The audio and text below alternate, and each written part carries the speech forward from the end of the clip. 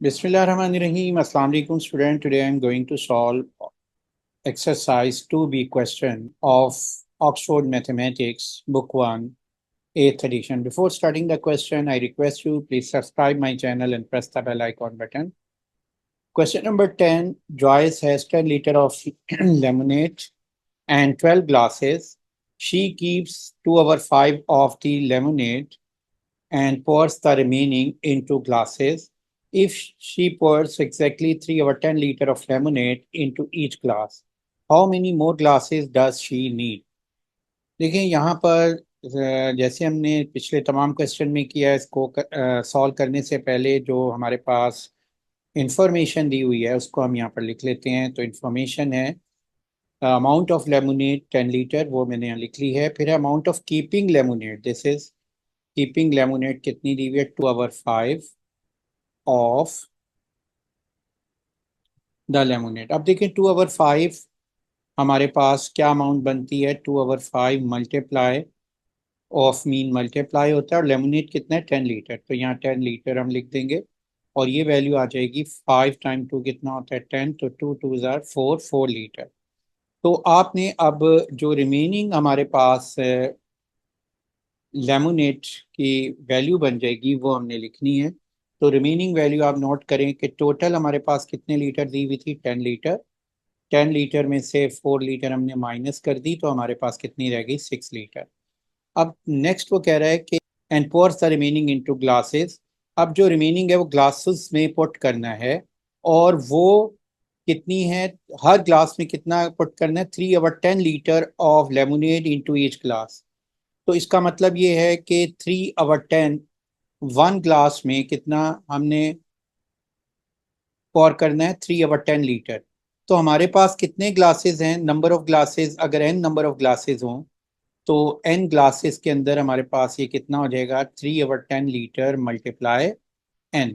तो हम यहाँ लिख सकते हैं कि number of litres, number of litres in each glass 3/10 liter, and the number of liter in n number of glasses, तो हम यहाँ लिख देंगे 3/10 मल्टीप्लाई n ग्लासेस।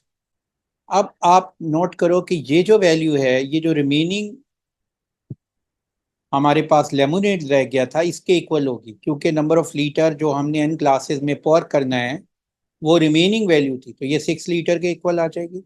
और यहाँ लिख देंगे 3/10 लीटर इंटू n ग्लासेस। अब ये यहाँ पर जाएगा, लीटर लीटर से हमने कैंसिल कर दिया है, और 3/10 राइट से लेफ्ट पे जाएगी वैल्यू, तो क्या हो जाएगी 10/3, और ये n ग्लासेस हमारे पास आ जाएंगे।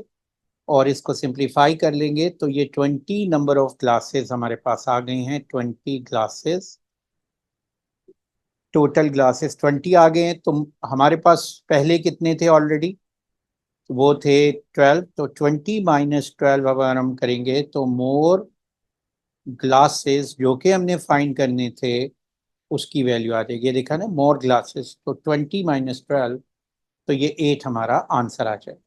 Exercise 2B, question number 11. After spending 1/3 of his pocket money on food, 1/7 of the remaining amount on pen, Imran had 240 Pak rupees left. How much pocket money did Imran have at first?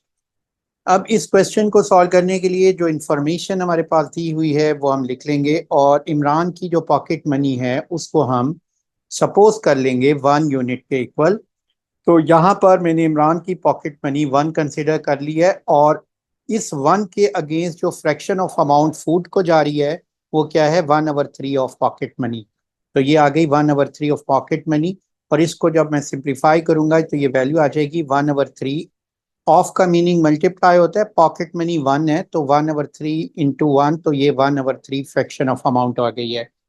उसके बाद हमने जो amount remaining amount है पहले हम वो find करेंगे। उसकी रीज़न ये है कि यहाँ पर लिखा हुआ है कि 1/7 of the remaining amount on pen.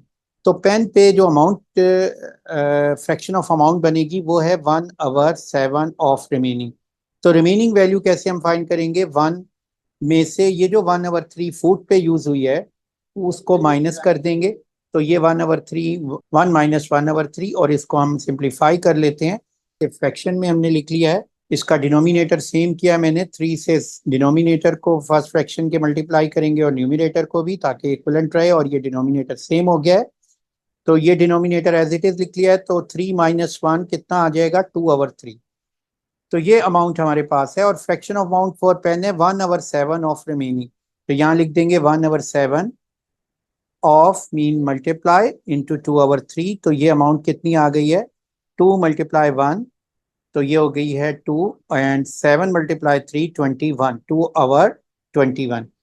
अब वो कहता है कि इमरान हैड पाक ₹240 लेफ्ट। पहले हम लेफ्ट फ्रैक्शन अमाउंट निकालेंगे।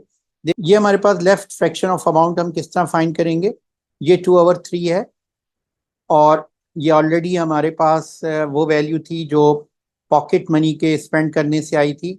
अब इस 2/3 में से मजीद हमने पेन के लिए इस्तेमाल कर लिया, तो वो हम इसमें से सब्ट्रैक्ट कर देते हैं, 2/21। तो जो लेफ्ट फ्रैक्शन ऑफ अमाउंट रह जाएगी वो हम 3 और 21 का एलसीएम 21 होता है, इसका डिनोमिनेटर सेम कर लेंगे हम।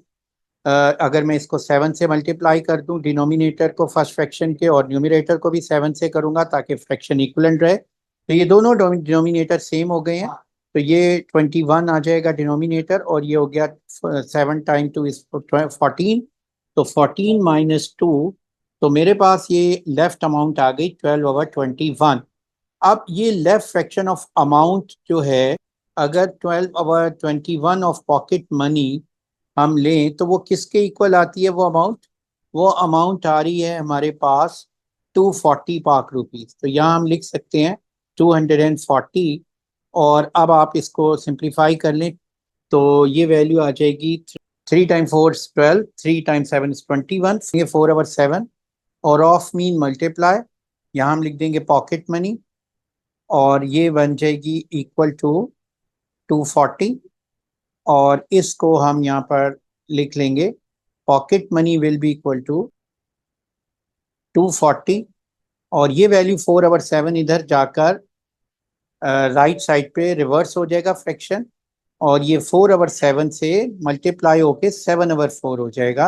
अब ये वैल्यू क्या हो जाएगी, 240 मल्टीप्लाई 7/4, इसको डिवाइड कर लेते हैं, 4 × 1 = 4, 4 × 60 = 240, 7 को 60 से मल्टीप्लाई करें 420, और ये 420 पाक रुपीज हमारा आंसर आ जाए।